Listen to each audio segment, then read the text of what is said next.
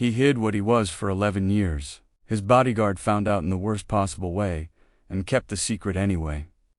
Cyprus would later say the worst day of his life wasn't the day he presented as an Omega at 16. It was 11 years later, standing in that exact same throne room, when he finally realized just how far a man he trusted would go to make sure that secret ruined him. But that's later. First you get the beginning.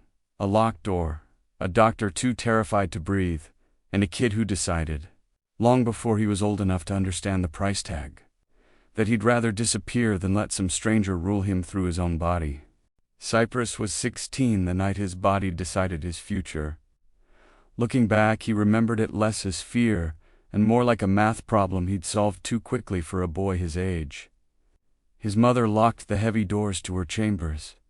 His father cleared the corridor, sending every guard away from the stone passageway. The royal physician, Dr. Marin, ran the test 3 times, his hands trembling, because none of them wanted to believe what the first result was telling them. Omega. Cyprus sat on the edge of his mother's bed, staring down at his hands like they belonged to someone else. He wasn't ashamed. His mother was an Omega too, and she was the only person alive who could silence his father, the king, with a single look. She had never once seemed weak to him, but she wasn't the heir. He was, and in their kingdom, an Omega heir didn't rule. The law was ancient and absolute. An Omega could carry the royal blood, but could not sit on the throne alone. You were married off.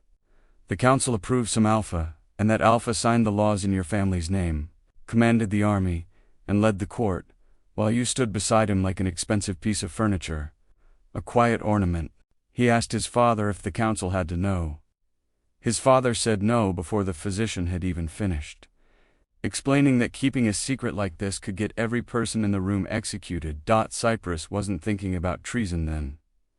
He wasn't thinking about the physician's life, or his mother's, or even his own. He was thinking about a stranger, some alpha, chosen by a committee of powerful men, standing in his future like he already owned it. He asked his father if the council had to know. His father said no before the physician had even finished, explaining that keeping a secret like this could get every person in the room executed. Cyprus wasn't thinking about treason then. He wasn't thinking about the physician's life, or his mother's, or even his own. He was thinking about a stranger, some alpha, chosen by a committee of powerful men, standing in his future like he already owned it. That was a lie. He was terrified. But fear did not make the decision unclear, it made it urgent. I grew up watching the two of you, Cyprus said. His mother's face softened. You married because you loved each other. The council opposed it. Half the kingdom thought father should marry someone with a larger army. He chose you. He did, his mother said softly. I know what marriage can be. That is why I will not accept something empty. His father lowered himself in front of him. He did not look like a king then. He looked like a father who had no idea how to save his child from the teeth of his own kingdom's laws. You should not have to choose between love and your future, but I do. No. Yes, Cyprus's voice cracked, the mask slipping for only a fraction of a second. If they find out, they will choose an alpha for me. They will call it duty. They will tell me it protects the bloodline. Then they will put him on my throne. I would rather never marry. Cyprus, I mean it. I would rather forget love and rule alone as a beta than marry an alpha, who only wants what he can inherit through me. His father closed his eyes. When he opened them again, something in him had changed. The king was gone. Only a father remained. The record will say beta. Dr. Marin stared at him, terror fighting with pity in his eyes. He bowed his head. Of course, Your Majesty. By sunrise, the ink was dry on the royal register. A single stroke of a pen, and he was officially a beta. His mother burned the bloodied sheets in the hearth herself, watching them turn to ash so no servant would ever see. In the corner of the room, the physician prepared the first dose of suppressants, a bitter, dark swallow that Cyprus would take every single morning for the next 11 years. And the Omega heir disappeared before the kingdom even knew he existed. After that, Cyprus had to learn how to lie with his entire body. He wore scent blockers strapped tight under his tunics. He avoided the public baths. He kept people at arm's length, never letting anyone get close enough to touch the bare skin of his throat where his glands would give him away. He never drank past a strict limit, just enough to look social, never enough to let his guard slip even an inch. To the court he was a paragon of discipline. To his father he was careful. To his mother he was just lonely. He used to tell her that loneliness was a cheap price to pay for freedom, and he almost believed it too. Right up until Caesar walked into the palace. If you love the story so far, please subscribe to BL Heartstring Stories for more emotional, heartfelt original stories. Caesar's father died with his hand around his son's wrist, which told you most of what you needed to know about how hard the man held on to things he loved. He'd built an empire, shipping, estates, mines, enough farmland to feed 3 provinces through a hard winter, and assumed his only son would want to inherit it. Caesar didn't. He wanted the parts of life where his family's name couldn't fix his mistakes for him, which was why he became a bodyguard instead. He was an enigma, a designation people liked to treat as a rank instead of what it actually was. A warning label, apex, harder to control, harder to deceive, harder to kill. People assumed that meant he enjoyed the way rooms went quiet when he entered. He didn't. An enigma who couldn't hold himself back wasn't powerful. He was just a liability with good posture, and his father had taught him that before he was old enough to understand it. On his last night, his father told him about King Edric, an old friend. Closer than blood, a friendship that had survived a civil war and 30 years of power. Money was moving suspiciously through the royal guard. Loyal men were quietly disappearing. It was a conspiracy patient enough to actually succeed. "Promise me you'll protect Edric and his heir," his father had said, and Caesar had said yes, the way you say yes to a man who's out of tomorrows. He had no idea that promise was about to hand him the one person who would teach him exactly why his father held on so hard to the things he loved. Caesar went into the palace under a false name because Caesar Dorna, a wealthy heir, known enigma, drew exactly the kind of attention that got people killed. However, Cy Arden, former border guard, drew none at all. He hated pretending to be smaller than he was, but it worked anyway. 3 weeks in, Caesar realized the royal guard hadn't just been infiltrated. Someone had set it up to fail. Patrol routes had gaps that made no sense. Important exits were suddenly closed for repairs. Guards who asked too many questions quietly disappeared from the schedule. And then there was Lord Theron Albrecht. Caesar noticed the head of security meeting with him far too often for comfort. Theron talked about stability every chance he got. Caesar had learned something about men like that. When they said stability, what they usually meant was, "Stay where I put you." He expected to be assigned to the king. Instead, they gave him the king's son. Caesar saw Prince Cyprus for the first time in the training yard, holding a practice sword like it personally owed him money. The official portraits made the prince look soft. He wasn't soft. He was precise, using timing and patience instead of raw strength, which was somehow far more unsettling to watch. Cyprus put a man twice his size on his back in under a minute. But when he stood up, he saw this new bodyguard standing in the crowd. For the first time in years, Cyprus's body reacted in a completely unusual way. A sudden, quiet jolt went straight through him. He immediately brushed it off as something that didn't need investigation. He had never seen this man in his life before. Giving his sword to a nearby guard, Cyprus walked over to him. He took in the man's build, muscular, a dark ponytail, hardened features, and a commanding, powerful frame. Cyprus told himself he was only walking over out of pure curiosity. "I haven't seen you here before," Cyprus said, his voice level. "I was just assigned to your security detail," Caesar replied. "I didn't request one, and I can take care of myself. There have been a few rotations because of security breaches. Your father assigned me to you." "I do not like not being told before changes are made," Cyprus said, looking past Caesar to where the guard captain was standing. The captain suddenly found the masonry of the courtyard wall fascinating. But as Cyprus stood right in front of him, Caesar's scent carried over. It hit Cyprus all at once. It was a deep, magnetic pull of cedar and rain. Something so heavy, raw, and commanding that Cyprus's heart hammered against his ribs. His lungs seized up, the sudden, overwhelming heat of it threatening to break right through his blockers. Cyprus abruptly excused himself, turning on his heel and walking away before he made a complete, humiliating spectacle of himself. He retreated quickly, his mind racing. He had lived for 27 years, and for the first time, living forever as a beta became something he questioned. Caesar stood in the yard watching the prince's rushed retreat. His first thought was that protecting this stubborn royal was going to be exhausting. His second thought, hitting him a fraction of a second later, was about the prince's scent.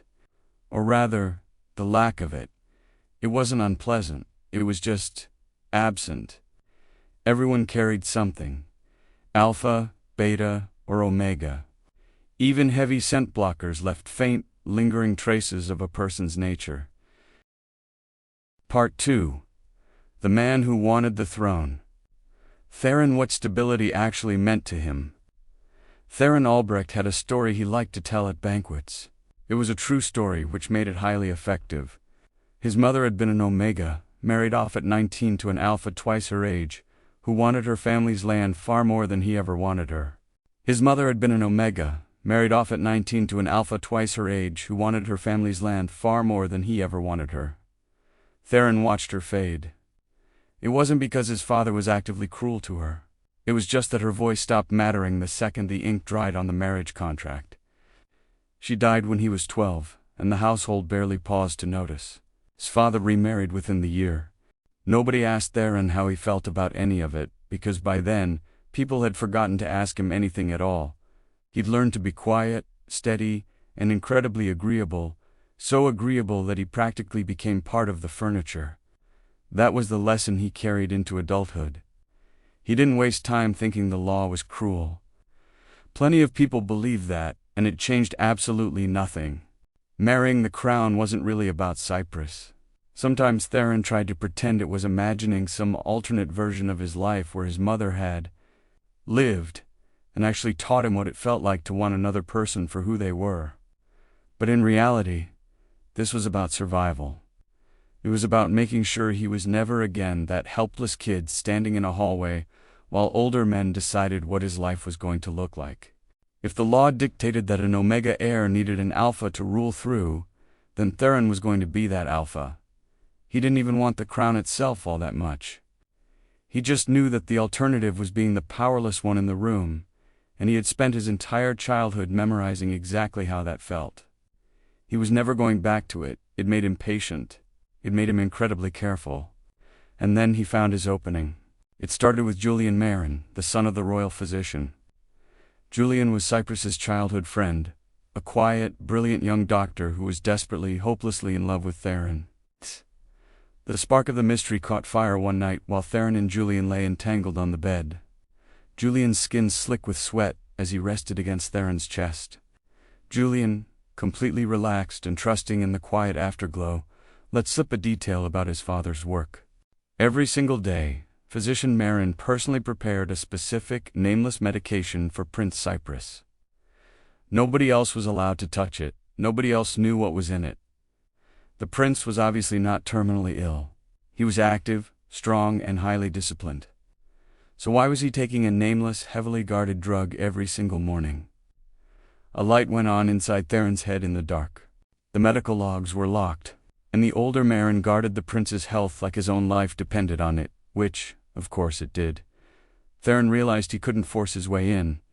He needed to wait for the guard to change. Holding Julian close in the dark, Theron kept his voice soft, casual, as if he were only asking out of mild interest. "When are you officially taking over your father's position as the royal physician?" Julian smiled against his shoulder, completely unaware of the trap closing around him. "In a month's time. My father is finally ready to retire." Theron smiled back into the dark. He was a very patient man. A month was nothing compared to a lifetime of waiting for leverage. With all the pieces he had already put in place, one more month was not going to deter him. He had found the crack in the castle walls. Now, he just had to wait for Julian to hand him the key. Part 3. The Cracks in the Armor. Cyprus knew within 24 hours that Cy was lying about his name. He had requested his personal file the moment he returned to his chambers, and the pages simply didn't add up. a former border guard born to nothing, didn't casually read intercepted correspondence written in obscure northern dialects without asking for a translation. Cyprus took his suspicions straight to his father. The king listened quietly, pretending to review trade documents, before offering a single, frustrating piece of advice. Keep him. He is lying about his identity, Cyprus had argued, pacing the floor. So is half this palace, his father replied, not even looking up. He refused to say who had recommended the man, only that it was someone I trusted. Past tense. That told Cyprus everything he needed to know. His father knew exactly who Tai really was, and for reasons of his own, had decided to keep it quiet. It should have made Cyprus furious enough to have the guard thrown out of the gates. But he couldn't. Not when he was still wondering why the sound of Sai's voice in the hallway sent a jolt down his spine. Instead, he watched him closely, telling himself it was only because Tai was a mystery he needed to unearth. Nothing more. At least if there was anything Cyprus was good at, it was lying to himself. Invading spaces. Sai followed him everywhere, making him so impossible to ignore. He was there during grueling council meetings, standing like an immovable statue. He was there in the training yard, his sharp eyes tracking Cyprus's every move. He was even there in the library. Then Sai closed off the private balcony, and the small high-walled garden Cyprus had used for solitude since he was a child. Sai was invading every physical space in the palace, and worse, he was invading the quiet spaces Cyprus kept hidden deep down in his heart. But Sai was fighting his own battle. Every time Cyprus got too close, the air between them grew heavy. Sai's Enigma instincts, usually locked behind iron walls of discipline, flared at the prince's sheer presence. Cyprus brushed past him in the narrow library aisles. Sai's hand would twitch toward the hilt of his sword just to keep from reaching out to touch him. He could smell the winter herbs and cold fabric on Cyprus, but under it, his instincts screamed that there was something incredibly sweet, vital, and soft waiting to be uncovered. He had to force himself to keep his breathing shallow, his jaw clenched, just to stay focused. As the days bled into weeks, Sai's security alertness became flat-out worrisome. Cyprus tried to write the man off as paranoid. So then Sai caught a palace servant carrying copies of confidential council documents. The servant claimed a journalist had paid him for the information. Neither Tai nor Cyprus believed a word of it.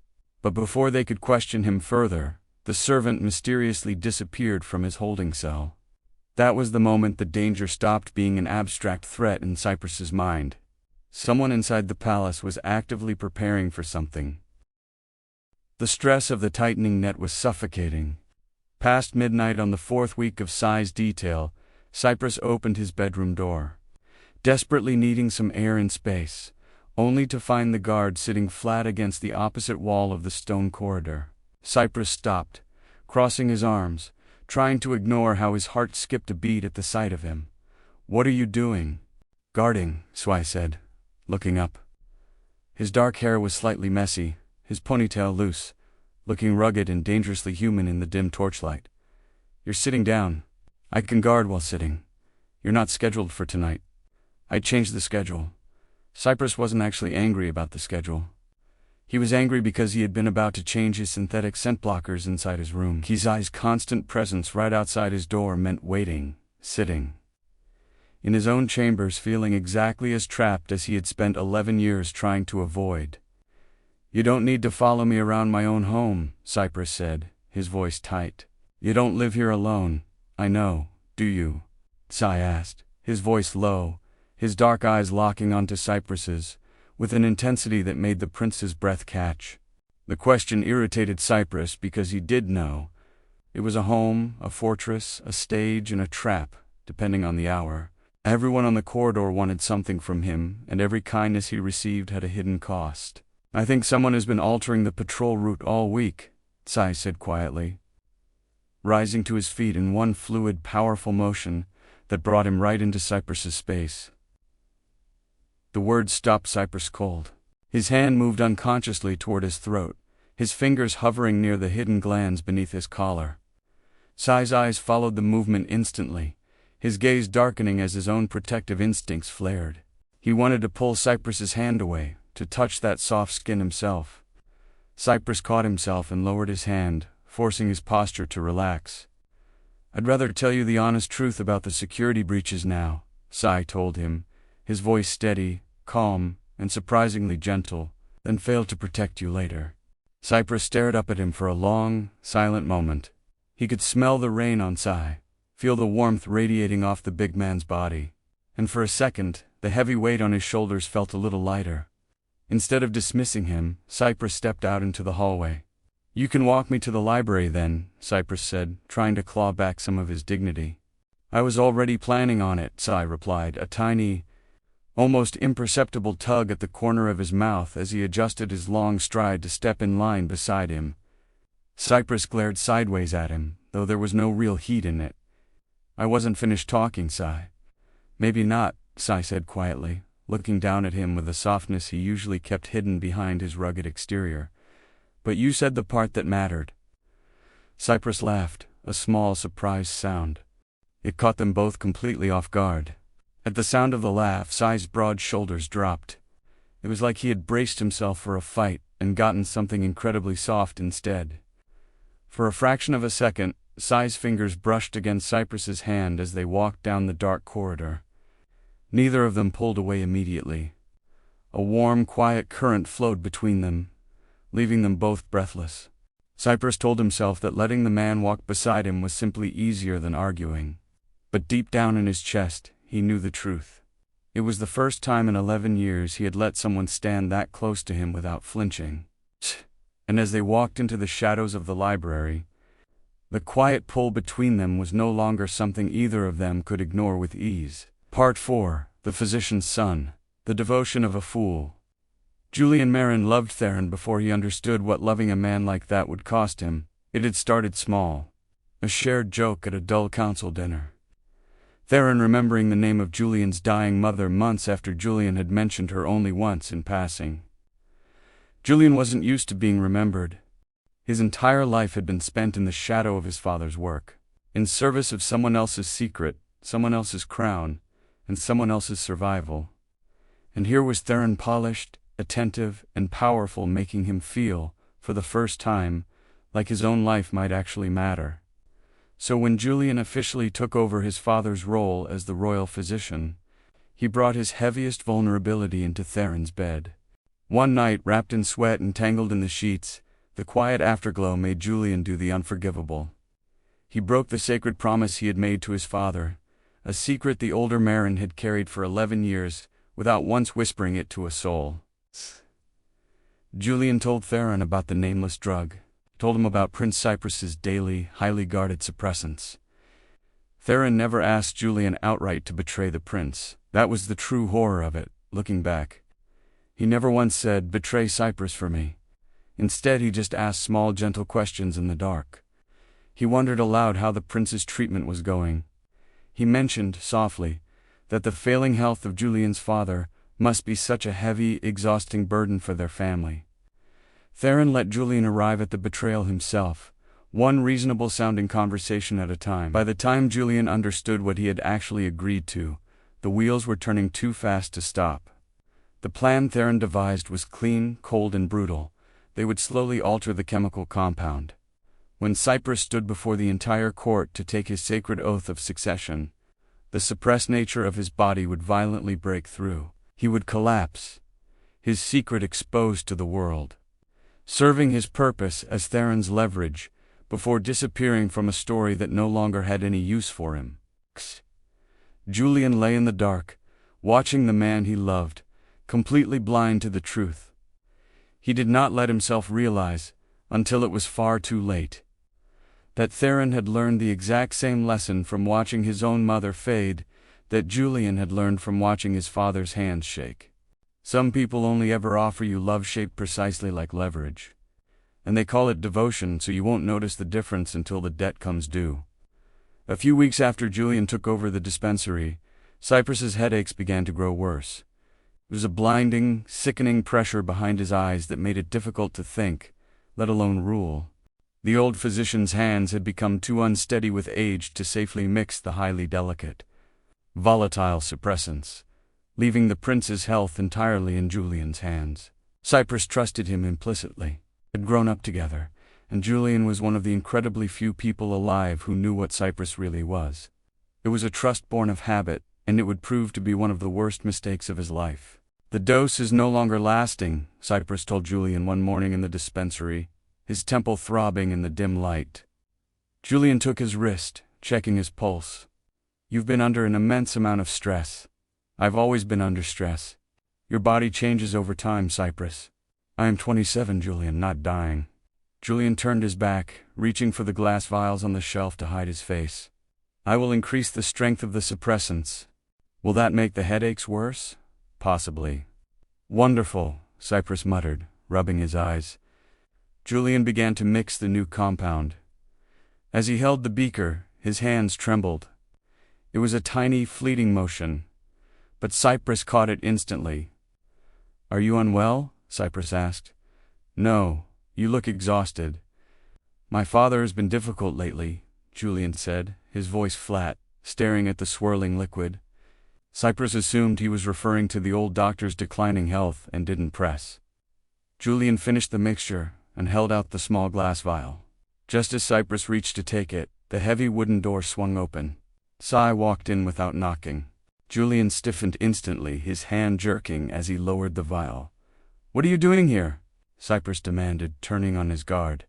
"Your council meeting was moved up," Cy said. His eyes didn't look at the schedule in his hand. They were fixed entirely on the vial in Cyprus's fingers. "And I need to know what you are taking. You are my guard, Cy, not my physician. If a substance affects your movement, your reaction time, or your awareness, it affects my ability to do my job." A sudden sharp anger flared in Cyprus's chest. It wasn't because the guard was wrong. It was because Cy was getting too close to the edge of the puzzle. If Cy looked too closely at the dosage, if he started asking why a beta prince needed such a specific, highly regulated chemical compound every single morning, Cyprus slid the vial into the inner pocket of his coat, shielding it from view. "You do not have authority here." Cy stopped. He looked at the defensive set of the prince's shoulders, then slowly took a step back, his hands raised in a quiet gesture of surrender. "You are right," Cy said quietly. Cyprus braced himself for an argument, a stubborn rebuttal, or a clever remark. The guard's immediate agreement left him feeling strangely off balance. Cy turned his gaze to Julian, his eyes narrowing slightly. "But if the prince's treatment changes in any way that might affect his safety, I expect to be notified." Julian gave a tight, nervous nod, his skin pale. Cy stepped aside, holding the door open. "Your Highness." They walked down the long, cold stone corridors toward the council chamber in absolute silence. The quiet between them felt heavy, charged with the unresolved tension of the dispensary. Just as they reached the heavy oak doors of the chamber, Cy stopped. He spoke in a voice low enough that the nearby servants couldn't hear. "I will never claim authority over you, Cyprus." Cyprus paused, his hand resting on the brass handle of the door. He turned to look at his guard. Cy stood a step behind him, his dark eyes completely serious, devoid of any teasing edge. "I was asking," Cy continued softly, "because I thought you might be in danger of being poisoned. That is all." "I would never get poisoned by Julian Marin," Cyprus said, his voice softening slightly. "He is my friend." "Okay," Cy said. He waited a beat, then added, "I heard what you said. I understand. It was a small thing, just a man listening to a boundary and immediately respecting it. By all accounts, it shouldn't have mattered as much as it did." Ty was an enigma, a classification far more dominant and powerful than any alpha in the kingdom. Yet the moment Cyprus drew a line in the sand, Ty had stepped back without hesitation. As Cyprus turned and walked into the council chamber, a cold realization settled in his chest. It was the first moment he truly became afraid of Cy, but for an entirely different reason. He knew how to survive distrust. He had been doing it for 11 years. But trust? Trust was a completely different kind of danger. Part 5. The moment the secret became his too. The attack in the yard. Sai suspected what Cyprus was hiding long before he actually had proof. 15 years of reading rooms for a living had taught him to notice the shape of a secret before he even knew what was inside it. The avoided public baths, the way Cyprus never let anyone near the glands at his throat, and the way he nursed a single glass of wine all night without ever letting himself get tipsy. But Sai didn't push. Partly because it wasn't his business yet. Mostly, though, because he was afraid that bringing it up would change how Cyprus looked at him, and he was already starting to care. Far too much about how this particular prince looked at him. Instead, Sai went straight to the king. He didn't go through official channels. He needed to know exactly what Julian was giving Cyprus, and more importantly, why Edric himself seemed to be protecting the secrecy surrounding it. But the king gave him next to nothing. He offered only a single, quiet defense, that his son's future was the one he chose, before a sudden, shrill alarm tore through the eastern courtyard and cut their conversation short. Sai ran faster than he ever had in his life, a single thought looping in his head. I made a promise, and I am already failing. The training yard was a blur of chaos. One attacker was already down, sprawled in the dirt. Another had Cyprus pinned flat against the stone wall, a blade pressed hard against his throat. Blood was already trickling from a cut at the prince's temple. Drop the sword, the man snarls, or watch him bleed. Sai let his sword clatter to the stones. People constantly mistook surrender for helplessness, but Sai was already calculating. He raised his hands, shifting his weight just a fraction. As Cyprus collapsed against his chest, the scent hit him. It was warm, sweet, and entirely unmistakable, buried beneath years of herbs and heavy chemicals. Omega. Sai's whole body reacted before his mind could even process the truth. For the first time in years, his own scent surged forward, thick and overwhelming. Sai forced it back down, burying his own nature as deeply and violently as he ever had. Cyprus's fingers clawed weakly at Sai's collar. His eyes fluttered open for just a second, holding Sai's gaze with desperate, fading strength. Do not tell them, Cyprus whispers. Then his eyes closed, and his hand fell limp. Standing in the dusty courtyard with the unconscious prince in his arms, Sai realized he was carrying the one secret that could end Cyprus's life. And in that quiet, terrifying moment, he knew he would burn the entire palace to the ground before he let anyone use it against him. That thought alone terrified him. He had no idea when the line had been crossed. He couldn't pinpoint the exact moment his duty to a dead father's promise had quietly dissolved, replaced by something much deeper, fiercer, and entirely his own. He didn't know how it had happened. All he knew, right there and then, looking down at the pale face of the prince resting against his shoulder, was that he would never let anyone hurt Cyprus again. Cyprus woke to the smell of cold stone and sharp medicinal alcohol. His head throbbed with a blinding rhythmic heat, but the moment his eyes opened, his instincts took over. He jolted upright in the bed, his hand flying instantly to the high collar of his shirt. The fabric was torn. The blocker beneath it was gone. His breath caught.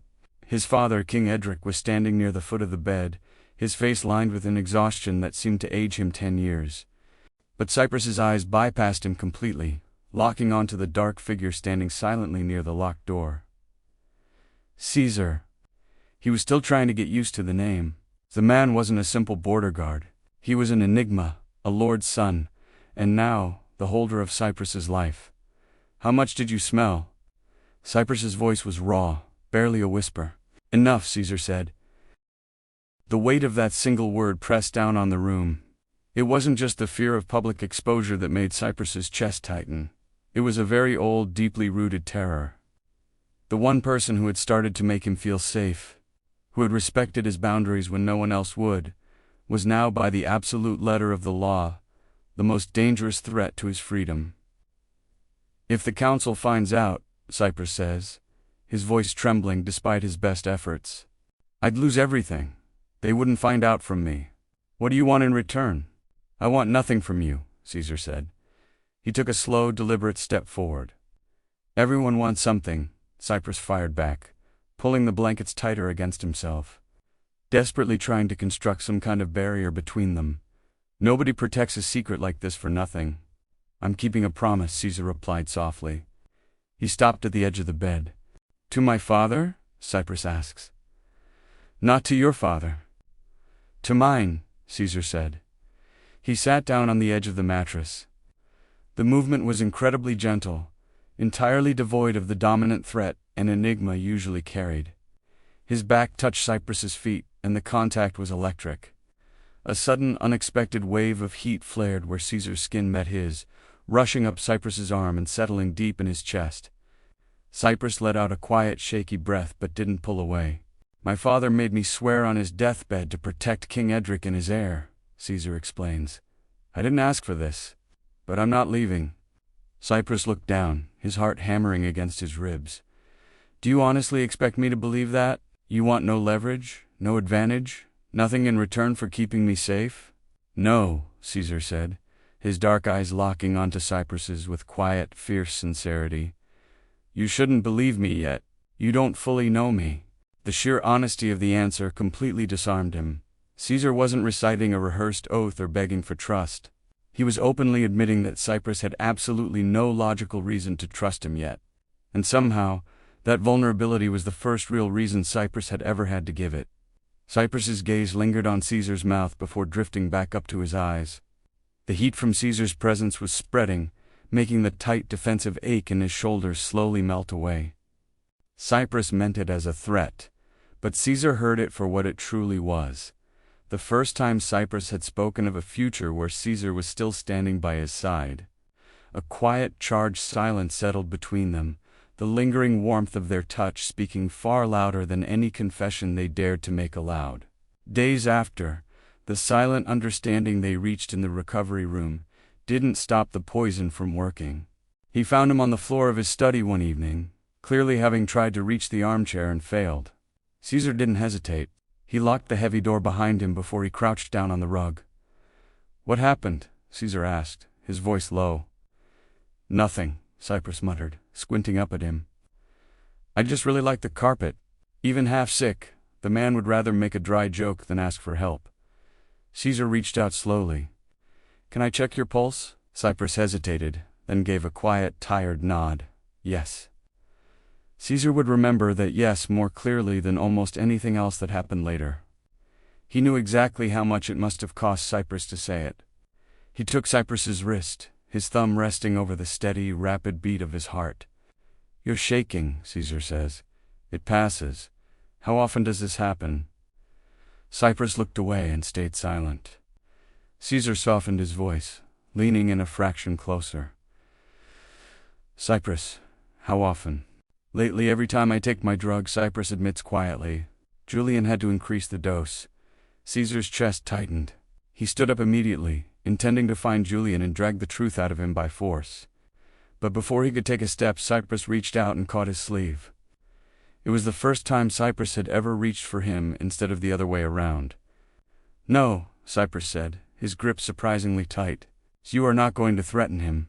I was just going to ask some questions. You ask questions the way other people perform executions, Caesar. A short, genuine laugh escaped Caesar's throat before he could stop it. Looked down at the prince, who was still holding on to his sleeve. They stayed like that a beat too long, close enough that Caesar could smell the sharp winter herbs Cyprus wore like armor. But underneath the fabric and chemicals, he caught something else, faint, warm, and sweet. I'm acting like this because your life matters to me, Caesar said, his voice dropping. Cyprus let go of his sleeve, his expression turning solemn. This can't happen, Caesar. What can't? This. You, Cyprus says, his voice straining. If I ever bonded with an Enigma, the council wouldn't care about how we felt. They'd just see a man with a highly convenient legal path to my throne. I don't want your throne. It doesn't matter what you want. It never has. Cyprus looked up at him, his eyes heavy with years of exhaustion. The law doesn't care about what we want. My father planned my entire life down to the last detail, Caesar said, quietly sitting back on his heels. I left everything behind because I wanted my choices to belong to me. I'm not looking for a crown. Cyprus managed a faint, tired smile. "You think we're alike?" "No," Caesar replied, his own lips curving up slightly. "I think you're much more stubborn." Cyprus laughed, a small, breathless sound. And Caesar looked down at him, as if it were the best thing he had ever heard. And right there, on the floor of a locked study, Cyprus realized he was in deep trouble. It wasn't because Caesar had figured out his secret. It was because Caesar was actually seeing him, past the title and the armor. And God help him, Cyprus wanted to keep being looked at like that. Part 6. The Trap in the Ascent. The Cold Calculation. Theron's initial plan was simple: send hired blades to scare the prince, hoping the sheer terror would force Cyprus to release his scent and expose himself. But it failed. Theron had not factored the new bodyguard into his calculations, and now Caesar had his full attention. When Theron's private investigators returned with the truth that the bodyguard was actually an enigma, the game changed. A standard trap would not work on a creature of that caliber. But Theron had not spent years infiltrating the palace council and subverting the royal guards just to back down. He quietly adjusted his strategy. He sent trusted allies into the black market, gathering specialized enigma-suppressing chemicals, heavy-duty iron, and reinforced chains. He left absolutely nothing to chance. 3 days before the sacred oath of succession, the trap was fully set. Meanwhile, Caesar had spent the week piecing together the whispers in the corridors. He slipped into the deep palace archives, searching through dusty ledgers and sealed documents, until he finally uncovered a hidden truth. Something massive that could entirely turn the course of Cyprus's destiny. He took the evidence, keeping it in a safe place where no one else could find it. Following his instincts, Caesar shadowed Julian Marin down into the damp, abandoned chambers beneath the physician's wing. Keeping to the dark, he pressed his ear to a heavy wooden door, his muscles coiled tight. Inside, Theron's voice was smooth, cold, and entirely clinical. "Will the prince's scent break in time for the ceremony?" Theron asked. There was a long pause. When Julian spoke, his voice trembled. "Yes. The weakened suppressants I've been mixing will fully wear off during the oath. But Theron, what happens to Cyprus afterward? Once the court sees what he is, he will have served his purpose," Theron replied, without a shred of hesitation.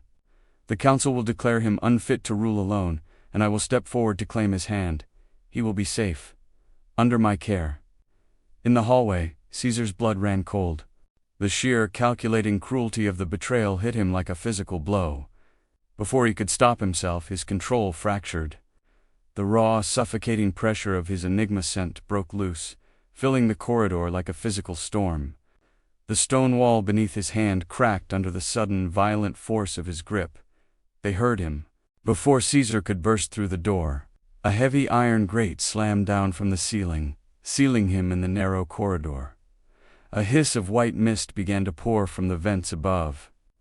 Caesar's eyes widened. It was an enigma's specific suppressant, highly restricted, incredibly rare, and lethal to his nervous system. Someone in Theron's conspiracy knew exactly what Caesar was from the very beginning.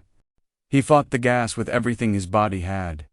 When the doors at the end of the hall swung open and 3 armed guards rushed him, Caesar met them like a feral beast.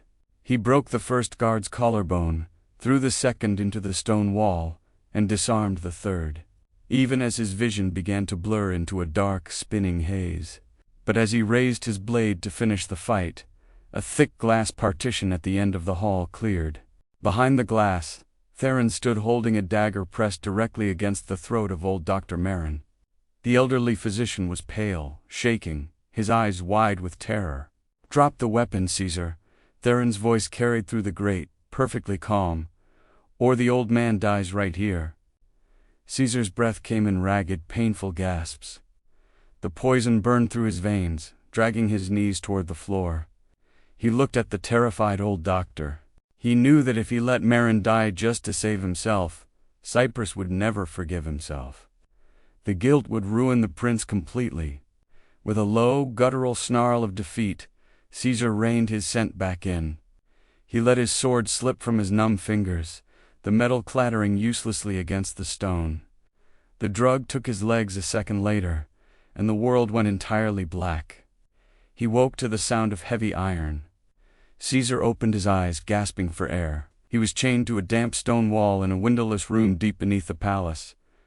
Dried blood from the fight in the corridor coated his ribs where a guard's blade had found the seam of his shirt, and every muscle in his body screamed with agony. He pulled against the chains. The metal links, lined with heavy, scent-dampening minerals, clinked mockingly in the dark. The cellar had no windows, but Caesar didn't need them to know the sun had risen. He knew by the bells. The heavy metallic tolling of the palace bells vibrated through the damp stone, echoing all the way into his teeth. The succession oath had already started. Above his head, in the great high-ceiling throne room, Cyprus was walking toward a crown he had spent his entire life trying to protect. He was walking toward it entirely alone. For the first time in his 30 years, Caesar felt completely and totally powerless. The realization was a cold, terrifying weight in his chest. He had spent his entire life believing that his enigma nature, his strength, his posture, his precision, made him a weapon capable of cutting through any trap. But promises did not break iron, and loving Cyprus did not make him invincible. It only made him terrified. But fear bred a different kind of strength. With a low, desperate snarl, Caesar dug his heels into the dirt floor, arched his back, and hauled his weight forward. The stone anchor bolt in the masonry groaned. A spider web of fine gray dust rained down on his face, but the iron held. He wrapped his bloody wrists into the links, ignoring the raw skin peeling away beneath the metal, and pulled again. Finally, Caesar threw his entire weight outward, not away from the wall, but down. The leverage of his falling body did what raw pulling could not. With a deafening wet crack of mortar and stone, the left anchor bolt tore free from the wall, bringing a chunk of the masonry with it. He fell hard to the dirt, panting, the broken chain still dangling from his raw, bleeding wrist. He didn't waste time looking for a key. He snatched up his discarded sword from the floor of the passage and began to run toward the light. Cyprus stood in his private chambers, his hand resting on the small glass vial Julian had delivered only an hour earlier. Cy was gone. There was no message, no warning. The guard's post outside his door was empty, the sheets on his cot cold. Standing there in his heavy ceremonial robes, Cyprus felt a familiar icy hollow open up in his chest. For one terrible moment, he wondered if Cy had finally understood what staying by his side would cost, and had chosen to run. He hated himself for the thought even as it formed. But 11 years of expecting abandonment did not vanish just because a man had been kind for a few months. He left, Cyprus thought, his chest aching with a dull, physical weight. Of course he did. With numb fingers, Cyprus uncorked the vial and drank the medicine. It tasted thin, weaker than usual. He didn't have time to analyze it before the heralds knocked on his door, summoning him to the great hall. By the time he entered the throne room, his skin was already burning. The great hall was a sea of hundreds of people, lords, ladies, generals, and foreign dignitaries. At the front of the crowd stood Theron Albrecht, looking calm and perfectly tailored. Just behind the royal physicians, Julian Marin stood with his head bowed, stubbornly refusing to meet the prince's eyes. As Cyprus took his place before his father's throne, the heat beneath his skin flared into a scorching, suffocating fire. His breath cut short. He tried to swallow, but his throat was dry. Then the blocker fully failed. The chemical seal on his scent glands broke like a dam. Instantly, the cool herbal mask he had worn for over a decade was swept away, replaced by a wave of raw, unmistakable fragrance that flooded the high stone arches of the hall. Warm, sweet, unmistakable. Omega! The silence that followed was louder than any screaming. It was a suffocating heavy vacuum as 300 people realized all at once what they were smelling. Theron didn't waste a single second. He stepped forward, his voice ringing out with practiced dramatic outrage. Fraud, deception. The crown has lied to us for a generation. The prince is an Omega, awful, unstable, and in desperate need of protection until a proper, lawful marriage can be arranged to secure the line. Instantly, the guards at the perimeter turned their spears inward. Near the side entrance, Cyprus's mother gasped as two soldiers seized her by the arms. But beneath the rising wave of panic and betrayal, Cyprus felt something entirely unexpected. A quiet, profound sense of relief. 11 years of looking over his shoulder, of hiding in the dark, of drinking poison every morning just to survive, it was over. The truth was finally out in the room, existing out loud, and no one could ever make him hide it again. He drew himself up to his full height, his eyes flashing with a cold royal fire. "I am an Omega," Cyprus said, his voice cutting through the murmuring crowd like a blade. He looked directly at Theron, refusing to flinch. "You wanted me exposed, Theron? Here I am. But let me make this entirely clear. No man will ever rule through me." A guard stepped forward, his hand swinging back, and struck Cyprus hard across the face. The force of the blow spun Cyprus sideways, his knees hitting the cold stone. Blood, hot and metallic, immediately filled his mouth. He spat it onto the marble, his shoulders shaking as he forced himself to look back up. And that was the exact moment the heavy oak doors of the great hall shattered inward. The wood splintered with a deafening crash. Through the dust, Cy walked into the room. He was a terrifying sight. Blood soaked the entire left side of his shirt, and a heavy iron chain still dangled from his left wrist, clinking against the stone floor with every step. His eyes were wild, dark, and utterly virulent, till they swept past the guards, past Theron, and found Cyprus kneeling in the center of the hall. In that crowded hostile room of 300 people, Cy looked at him as if he were the only thing left in the entire world worth saving. Part 7. What Love Looks Like Under Pressure. The room that knelt. Cy didn't make a conscious decision to do what he did next. He had spent his entire life being careful, calculating every risk, and hiding his true nature behind layers of quiet discipline. But then he saw the smear of blood on Cyprus's mouth. Something inside Cy simply stopped asking for permission. His Enigma scent hit the great hall like a sudden violent change in the weather. It wasn't just a smell. It was a physical weight, thick and suffocating, that dropped the temperature in the room to freezing. Alphas dropped where they stood, collapsing onto the polished marble, as if their bones had suddenly turned to lead. The captain of the guard, who had been holding Cyprus down, let go instantly, clutching his own throat and choking on air that had suddenly become too heavy to breathe. Theron fought it longer than the rest. His jaw was locked so tight his teeth threatened to shatter, his eyes burning with pure, desperate hatred as he tried to stand against the pressure. But the sheer dominant force of an Enigma was unyielding. With a sharp cracking sound, Theron's knees slammed hard into the marble. Cy hadn't uttered a single word. He hadn't drawn a weapon. His body had simply looked at the man he loved, bleeding and surrounded by people who wanted to hurt him, and decided that every single living soul in the room was a threat. Then the edge of the pressure reached Cyprus. Cy saw the prince's shoulders tremble, his knees beginning to buckle under the weight of the aura. Instantly, Cy slammed his control back into place. He recalled his scent so fast and so violently that the men who had been struggling to kneel collapsed entirely to the floor, gasping for breath. Better them than him. Cy crossed the remaining distance in 3 long strides. She caught Cyprus just before the prince hit the cold stone, his strong arms wrapping around his waist to support his weight. Even with the adrenaline screaming in his veins, even with a broken chain still clinking against his wrist and blood seeping from his side, Cy stopped. He raised his hand, his fingers hovering just a fraction of an inch away from Cyprus's bruised cheek, refusing to close the distance without permission. He looked down into Cyprus's eyes, his own dark gaze filled with a fierce, quiet desperation. "May I?" Cy whispered, his voice rough. Even now, bleeding, publicly exposed, and betrayed by the childhood friend he had trusted with his life.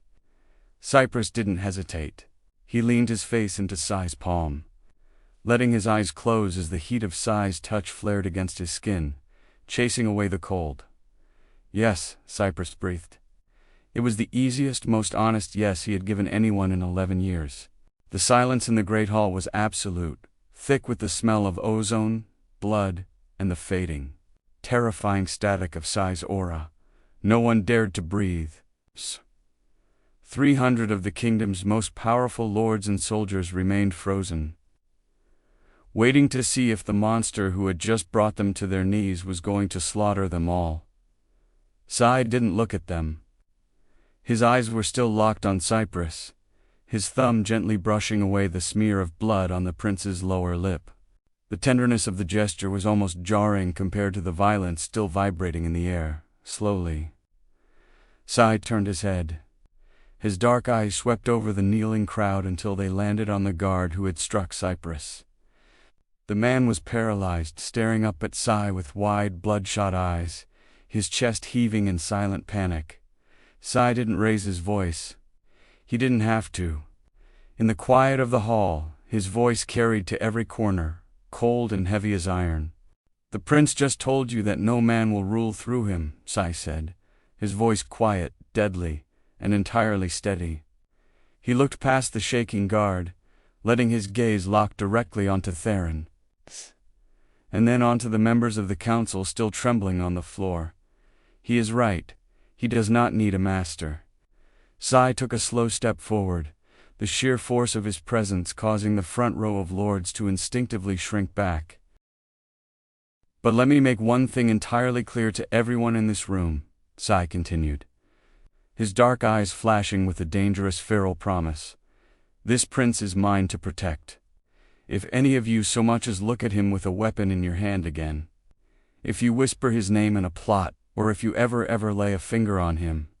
He paused, letting the weight of the threat hang in the freezing air. He looked down at the guard who had struck Cyprus, whose face was now entirely bloodless. "I won't just challenge your claim," Cy whispered, his voice carrying a promise of total devastation. "I will tear this palace down to the bedrock, and I will bury every single one of you beneath it. Do you understand me?" The guard nodded frantically, his knees buckling again as he sank back to the floor. Cy turned his back on them, completely dismissing the entire court of the kingdom as if they were nothing more than dust. He bent down, slipped one strong arm behind Cyprus's knees, and the other behind his back, and lifted the prince effortlessly into his arms. Cyprus rested his head against Cy's shoulder, his fingers curling into the torn, bloody fabric of Cy's shirt. He was exhausted, bleeding, and stripped of his secrets. But as Cy carried him down the center aisle of the kneeling, terrified court, Cyprus had never felt more powerful. Part 8. The Night of Justice. Caesar carried Cyprus to his private quarters with steady, unhurried hands. He didn't look at the guards who scrambled to open the doors. He didn't look at the whispering servants. His entire focus was the slight, trembling weight of the prince in his arms, and the small, angry smear of blood drying on Cyprus's lip. Inside the quiet of the prince's chambers, Caesar gently laid him on the bed. The anger inside him was a cold, quiet thing, but his hands remained perfectly precise as he cleaned the cut on Cyprus's mouth. He administered a gentle sedative, just enough to knock the exhausted prince out and give his body time to heal from the toxic strain of the diluted suppressants. Once Cyprus's breathing leveled into a deep, safe sleep, Caesar locked down the room. He stationed his most trusted guards at the threshold, gave them a single, chilling look that promised death to anyone who crossed it, and walked back toward the great hall. He had business to finish. Before Caesar left the throne room, the king's loyal guards had already secured the palace. Theron's supporters were disarmed, the conspirators arrested, and every exit sealed. When Caesar returned, the tribunal had already begun. Exposing a royal secret occupied a dangerous legal gray area. But poisoning a member of the royal bloodline was not. That was high treason. Julian Marin sat on the cold stone floor at the center of the hall, his wrists bound, tears streaming silently down his face. When Caesar stepped into the room, the young physician flinched before a single word was spoken. "The prince was ill for weeks," Caesar said, his voice calm enough to be frightening. "He could barely stand. He trusted you, and you poisoned him." Julian lowered his head, unable to answer. "You didn't just betray your prince," Caesar continued. You poisoned the royal bloodline." His gaze never left Julian. "That isn't a political dispute, it's high treason." Julian broke instantly.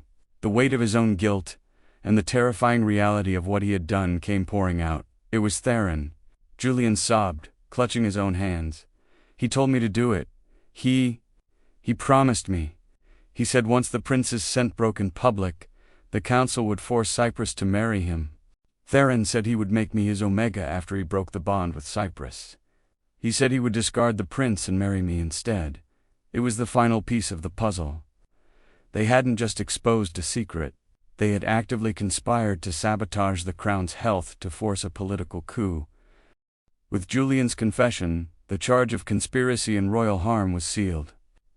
Julian was sentenced to lifetime imprisonment for his hand in the poisoning, and Theron, for aiding, abetting, and orchestrating the conspiracy, was stripped of his titles and sentenced to rot in the deepest dungeons of the realm. The buried law. But the council was still a nest of vipers, ready to use the old succession laws to block Cyprus from the throne. Caesar was prepared for them. He brought out the document he had kept safe, a document someone had conveniently kept under dust for ages. It was the document Caesar had pulled from the sealed archives hours before the ambush. It was a royal decree signed by King Edric's great-grandfather, a progressive king who had passed away suddenly before the law could be widely publicized. Greedy council members had buried it to keep power concentrated in alpha hands. The law had been legally amended generations ago. Any royal heir, regardless of abo presentation, held an undivided and legal right to inherit and rule the kingdom. Caesar marched back into the tribunal, the ancient parchment held firmly in his hand. When the council began to protest, Caesar didn't argue. He simply let his enigma aura flare, not to choke them, but to remind them exactly who they were dealing with. He pressed the legitimate royal seal of Edric's ancestor onto the table. Everyone saw the seal, and those who had sought to overturn the throne for their own greed saw their dreams float out the door. The loyalists of Theron who had quietly supported the plot were arrested on the spot. When the council began to protest, Caesar didn't argue.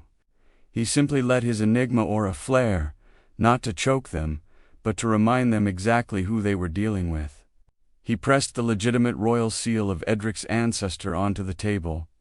Everyone saw the seal, and those who had sought to overturn the throne for their own greed saw their dreams float out the door. The loyalists of Theron who had quietly supported the plot were arrested on the spot. By the time the clock struck midnight, the vipers had been cleared out. It was a single, clean night of absolute justice. From the shadow of the raised dais, King Edric and Queen Alara watched the entire court fall to its knees before a man who possessed no royal blood yet, commanded more authority than any king who had ever sat upon the throne. For 11 agonizing years, they had lived with a quiet, crushing guilt.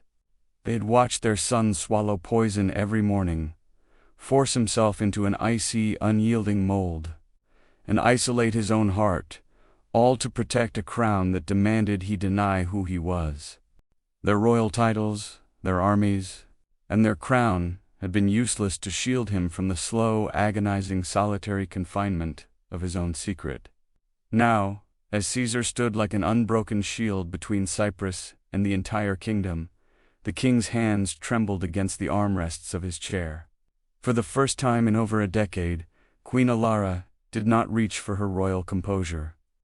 Tears tracked freely down her face as she pressed a lace handkerchief to her lips, clutching her husband's sleeve. They didn't see an enigma defying the court.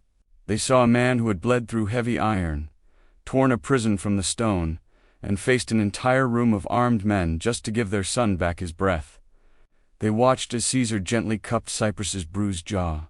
As Cyprus leaned into the warmth of that touch without a single trace of fear, and a profound, quiet weight lifted from the room, the crown could not save their boy, but the man holding him had. And as the hall cleared, the king and queen knew that for the first time in Cyprus's life, he was truly, completely safe. Part 9. The calm morning. Cyprus woke with a violent start, his hand instantly flying to his throat. He expected to hear the sound of a mob. He expected guards to drag him to a holding cell. He expected his 11-year-old world to have overturned completely. Instead, the room was bathed in warm, quiet sunlight. The heavy scent of cedar and rain, Caesar's scent, lingered in the air, wrapping around him like a protective blanket.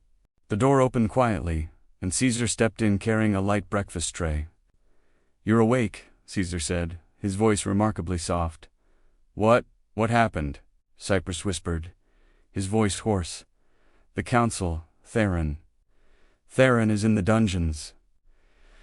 "Julian confessed to the poisoning," Caesar said, setting the tray down and sitting on the edge of the bed. He reached out, his thumb gently brushing over the small, healed cut on Cyprus's lip. "And your great-grandfather's law has been restored. You are safe, Cyprus. You are the Prince Regent." Cyprus stared at him, completely stunned. "What law? What are you talking about?" Caesar quietly narrated the events of the night, the hidden decree, the confession, and the swept tribunal. As the words sank in, a single heavy tear finally slipped down Cyprus's cheek. For the first time in 11 years, the armor was completely gone. He didn't have to hide. He didn't have to fear. The relief was so vast, so overwhelming, that it completely undid him. With a choked sob, Cyprus reached out and pulled Caesar down by his collar, burying his face in the crook of the Enigma's neck. He breathed in the deep, grounding scent of the man who had quite literally cleared the world for him. Caesar didn't hesitate. He wrapped his large arms around Cyprus, pulling him flush against his chest, holding him with a fierce, possessive intensity. "I have you," Caesar murmured against his hair. "I have you, Cyprus." Cyprus tilted his head up, his eyes shining with tears, his gaze locked onto the lips of the man who had risked everything to tear his cage apart. The space between them vanished. When their lips finally met, it was not the gentle touch of a protector, but a sudden burning release of years of locked-away longing. The kiss was deep, hot, and consuming. Cyprus let himself melt entirely into the sensation, his hands tangling into Caesar's hair, pulling him closer until there was no air left between them. The warmth of Caesar's mouth, the taste of him, and the intoxicating rush of his Enigma scent, flared through Cyprus's veins, making him shiver. For the first time in his life, Cyprus didn't hold back. He let himself go completely soft, unraveling in the hands of the only man he trusted to catch him. Part 10. The Apology. Cyprus went to see Julian 3 days after the trial. The prison beneath the palace was colder than he remembered. Water moved somewhere behind the stone walls, slow and constant, and every footstep echoed through the narrow corridor. Inside the cell, Julian sat on the edge of a wooden bench. He looked incredibly small, without his physician's coat hair uncombed, face pale, with dark shadows resting beneath his sunken eyes. When he saw Cyprus, he stood too quickly. "Cyprus." The guard unlocked the outer gate, but Cyprus raised a flat hand. "Wait outside, Your Highness, he will not hurt me." Julian flinched at the words. The heavy iron gate clanged shut, leaving them alone. For a moment neither spoke. Julian stared at the damp floor. "I am sorry." Cyprus had imagined this confrontation 100 times. In his head, he had shouted.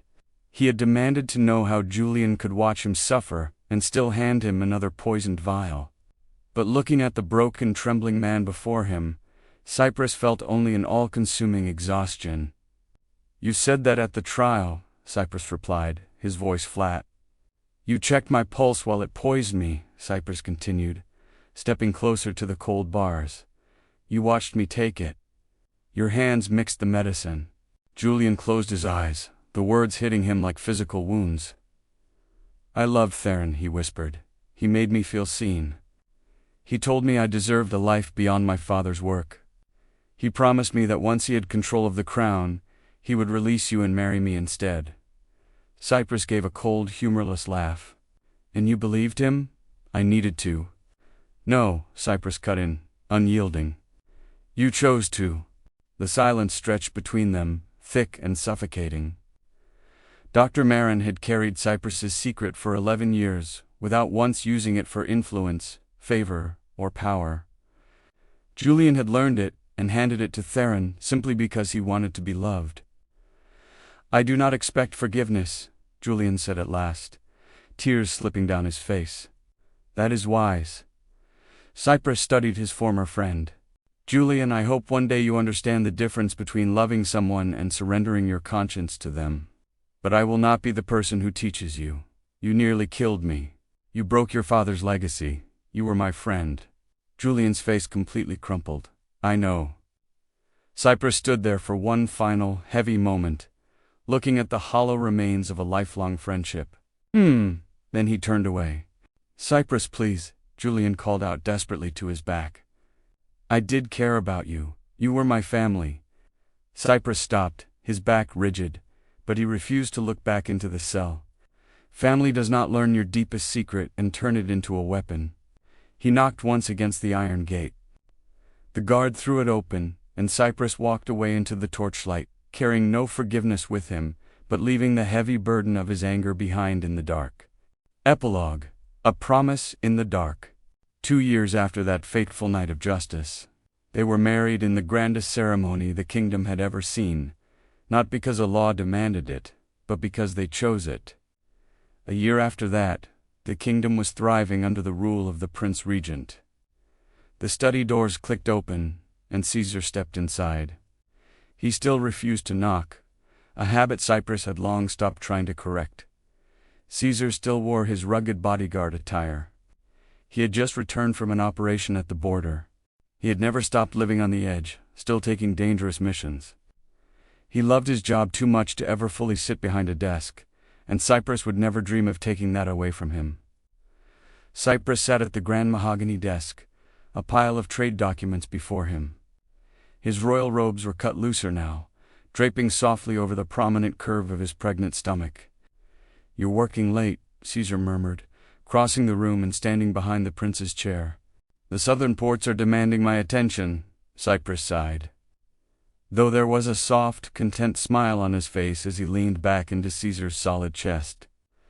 Caesar reached around, his large, warm hand resting gently over Cyprus's pregnant belly, right where their pup rested quietly.